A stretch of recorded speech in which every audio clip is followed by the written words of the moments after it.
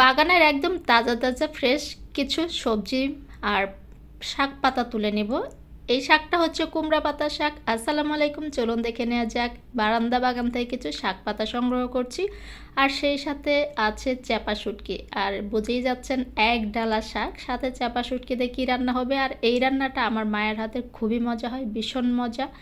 আমি তো খুবই পছন্দ করি। চাপা শুটকি দিয়ে সাথে হচ্ছে কুমড়া পাতার বড়া বা পাতুরি, যে যাই বলি না কেন অঞ্চল ভেদে, তবে খাবারের টেস্টটা কিন্তু খুবই সুন্দর হয়। আমি এই পাতাগুলো খুব ভালো করে বেছে ধুয়ে নিয়েছি।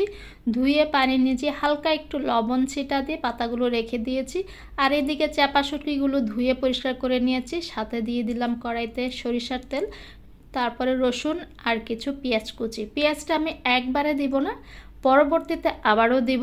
প্রথমে পেঁয়াজটা একটু হালকা ভাজা হয়ে গেলে কাঁচামরিচ দিয়ে দেব কিছু। কাঁচামরিচ দিয়ে বেশ কিছুক্ষণ নেড়ে তারপরে দিয়ে দিব সামান্য একটু আদা রসুন, আর আছে হলুদের গুঁড়া, সামান্য একটু মরিচের গুঁড়া, এই আর কিছু দিব না। এইভাবে কিছুক্ষণ নেড়ে ভেজে নিয়ে, আর লবণটা আমি পরে দিয়েছি, সামান্য একটু পানি দিয়ে দিলাম। পরে বাকি পেঁয়াজ আর রসুনটুকু আমি দিয়ে দিব। এতে করে এই পেঁয়াজটা সিদ্ধ হবে, তবে একটু আস্ত থাকবে। আর আগের পেঁয়াজটা একটু নরম নরম গলা গলা হয়ে যাবে। পেঁয়াজটা কিছুক্ষণ হয়ে আসলে আমি দিয়ে দিলাম চাপা শুটকি। আর ওইদিকে তো দেখতেই পাচ্ছেন এতগুলো শাক ভিজে এরকম পানি বের হচ্ছে, চুপচুপা পানি। এটা কিন্তু শাকের পানি, গা থেকে বের হয়েছে শাকের। এই পানিটা যদি সহ আমি দিয়ে দিতাম তাহলে হয়তো তেলে ছাড়ার পরে একটু পানি ছেড়ে দিত। সেই এক্সট্রা পানিটা একটু লবণ দিয়ে মাখিয়ে রাখার কারণে আগেই পানিটা বের হয়ে গিয়েছে। আমি চিপে রেডি করে নিচ্ছি। এইভাবে খুলে নেব। দুইটা অথবা তিনটা চারটা পাতা যে চাই দেন দিতে পারেন। আমি দুইটা করে পাতা দিয়ে এই যে চাপা শুটকি রান্নাটা আমি রেডি করে নিয়েছি।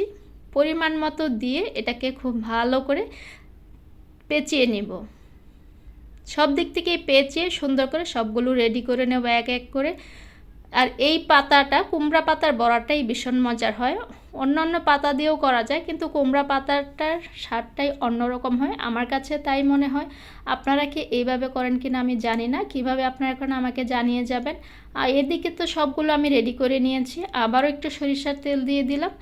এই তেলেই আমি ভেজে নিব। এই যে সবগুলো দিয়ে দিলাম, এত সুন্দর হয়েছে দেখতে। হালকা করে ভাজা হলে তারপর আরেক পিঠ আমি উল্টিয়ে দেব। আর এইখানে দেখতেই পাচ্ছেন কোনো পানি নেই, শাক থেকে কোনো পানি বের হয়নি, কেননা আমি লবণ দিয়ে ভিজিয়ে রেখেছিলাম। সেই পানিটা আগেই বের হয়ে, শাকের পানিটা আগেই বের হয়ে যাওয়ার কারণে আর এক্সট্রা কোনো পানি ওঠেনি।